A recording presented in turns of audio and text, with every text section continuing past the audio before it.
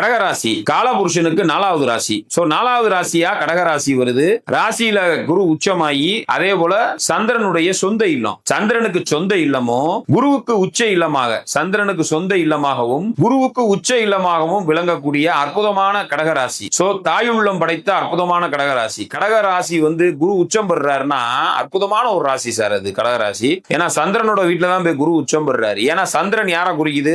அம்மாவை குறிக்குது. அப்ப அம்மா தான் என்ன பண்ணும்? குழந்தையா பிறந்து இந்த பூலோகத்துல நம்ம குழந்தையா பிறந்து அம்மாவோட வகுத்துலதான் இருக்கோம், கருவறையில இருக்கோம். அப்புறம் நம்ம பிறக்கிறோம். பிறந்த பிறகு அம்மா கிட்ட தான் நம்ம என்ன பண்றோம்? அம்மா கிட்ட தான் முதல் நம்ம தாய்ப்பால் குடிக்கிறோம். அப்புறமேட்டு அம்மா பார்த்து அப்பா இன்னார், இந்த மாதிரி தம்பி தங்கச்சி அப்படின்னு காட்டுறது யாரு? அம்மா தான். அப்ப முதல் குரு எல்லாத்துக்கும் யாரு?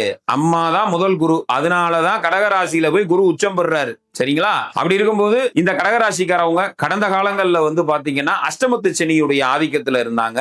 இப்ப அஷ்டமத்து சனி விலகி ஓரளவுக்கு நல்ல காலங்களா இருக்கு. குரு பகவான் தன்னுடைய ராசிக்குள்ள, உங்க ராசியிலேயே குரு உச்சமாக போறாரு. அப்ப மதிப்பு மரியாதை உயர போகுது. கல்யாணம் ஆகாம இருக்கவங்களுக்கு கல்யாணம் ஆகுங்க. கல்யாணம் ஆகாம இருக்க கடகராசிக்காரவங்க எல்லாத்துக்கும் இந்த வருஷம் கல்யாணம் ஆகும். ஏன்னா 7ஆம் இடத்தை குரு பார்த்து 7ஆம் அதிபதி குரு வீட்டுல குருவோட பார்வையில அற்புதமா இருக்கிறது பெரிய விஷயம். சோ 7ஆம் அதிபதி சுபத்தன்மை அடைகிறது, 7ஆம் இடத்தை குரு பார்த்து சுபத்துவம் அடைகிறதெல்லாம் கண்டிப்பா கடகராசிக்காரவங்க கல்யாணம் ஆகாம இருக்கிறவங்களுக்கு கண்டிப்பா கல்யாணம் ஆகும். அதுல டவுட்டே இல்ல. சுபகாரியங்கள் கண்டிப்பாக கடகராசிக்கு உண்டு. கடகராசிக்காரவங்க வழிபட வேண்டிய தெய்வம் பாத்தீங்கன்னா பராசக்தி அன்னையை வழிபடுவது சிறப்பு. அதாவது அம்மன் வழிபாடு செய்யுங்க. கண்டிப்பா கடகராசிக்காரவங்க வெற்றி கொடி நாட்டலாம். அதாவது நீங்க வேலை பார்க்குற இடத்துல ஏதாவது ப்ரமோஷன், வேலை பார்க்குற இடத்துல ஏதாவது ஒரு நல்ல விஷயங்கள் எதிர்பார்த்தீங்கன்னா கண்டிப்பா கிடைக்கும். முதல் சமுதாயத்துல மதிப்பு மரியாதை உயரும். ஏன்னா கடந்த காலங்கள்ல மதிப்பு மரியாதையே இல்லாம நம்ம ரொம்ப கீழே போயிட்டோம். சரிங்களா? அஷ்டமத்து சனியோட ஆதிக்கம், அதுக்கு முன்னாடி கண்டச்சனியோட ஆதிக்கம். சோ கடகராசிக்காரவங்களுக்கு கிட்டத்தட்ட எனக்கு தெரிஞ்ச ஒரு 4-5 வருஷமாவே பீரியட் சரியில்லைன்னு தான் சொல்லுவேன். இப்ப கண்டிப்பா முத்தாய்ப்பாக இந்த 2026 இருந்து